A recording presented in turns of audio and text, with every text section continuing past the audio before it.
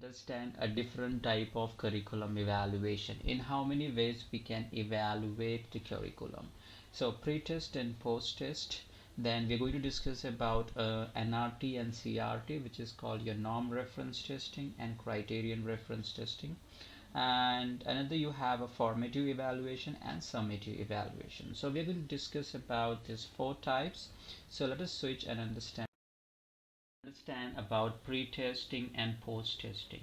See, this is a two parallel form, a pre-testing and post-testing. Once you finish in the beginning, and then you at the end you will test. Okay, so that's why it is called a parallel form of test, which is developed for the testing. So in this you will find two sets.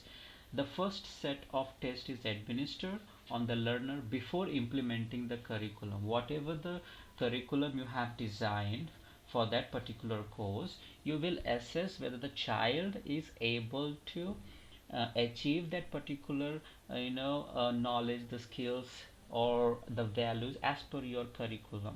Okay, so you're going to find out the current status of that particular curriculum. So the learner score will give the information regarding how well the curricular objectives are already achieved by the learner.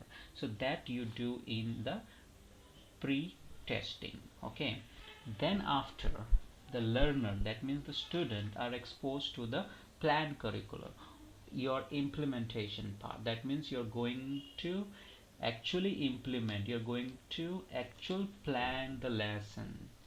Okay, and in second set, which is called your post testing. So here what happened, the tests are administered on the students.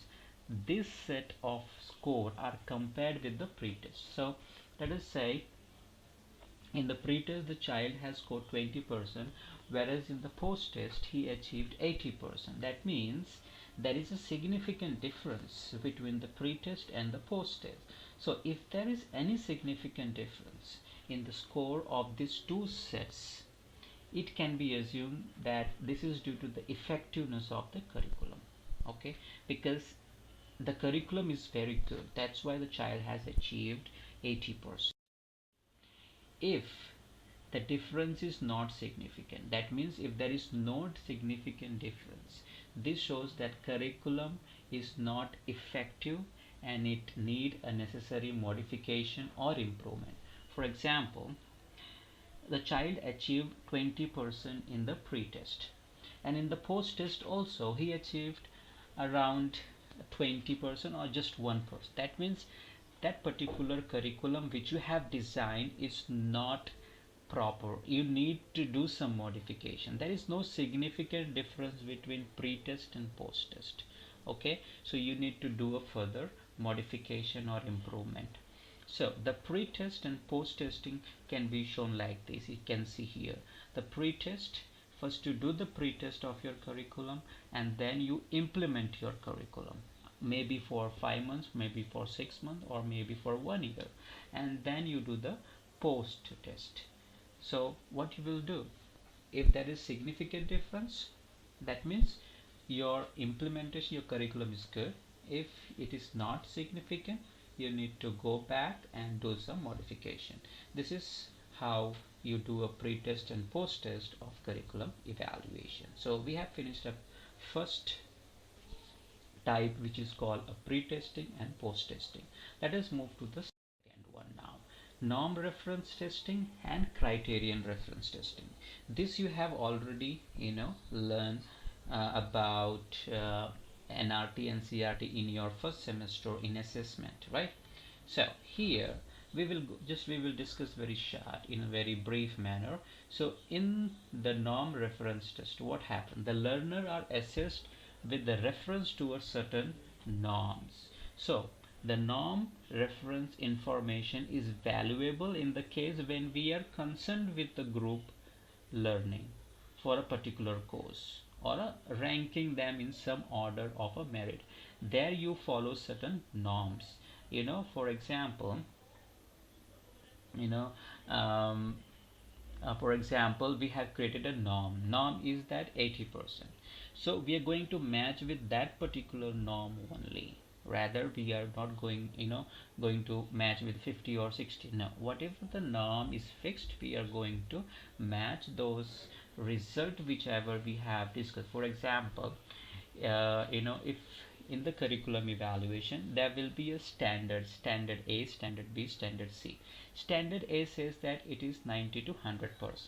That means that is a norm. So how many students or how many percentage of students fall in that particular norm? So that way we are going to understand.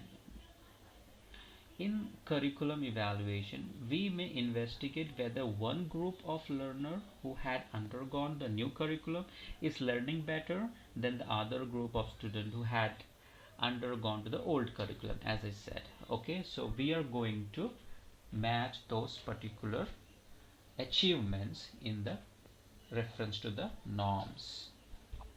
So in this case, one norm reference test is administered on the both group. Okay, it's not like one norm will be followed by one group and another norm will be followed by another group. No, it's not like that.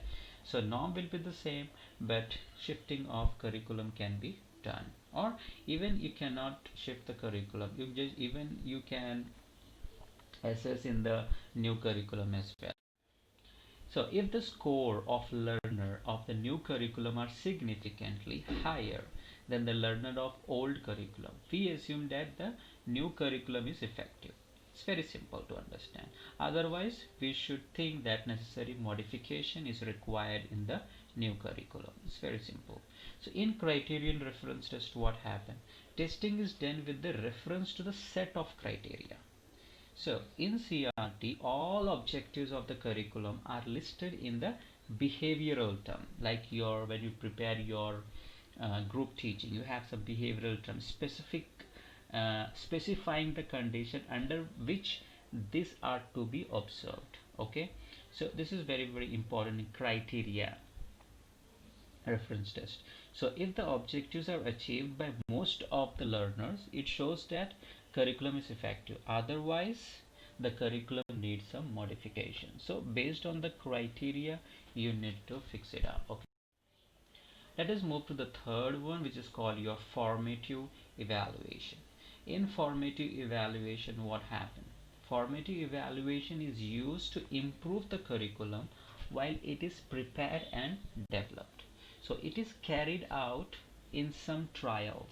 So it's like a short term assessment, you can say. So for example, if the curriculum has been decided, so you're going to assess for a shorter term, like after 5 months or after 6 months. Okay, not the end of the year. So during the curriculum implementation, the curriculum evaluator should see what actually happens in the practice. Okay, so as the curriculum proceeds, formative evaluation is carried out using a various tools like questionnaires, inventories, observation, reporting techniques. So in that way the data is collected and provided, and then you see whether I need to do some modification or not. This is very short.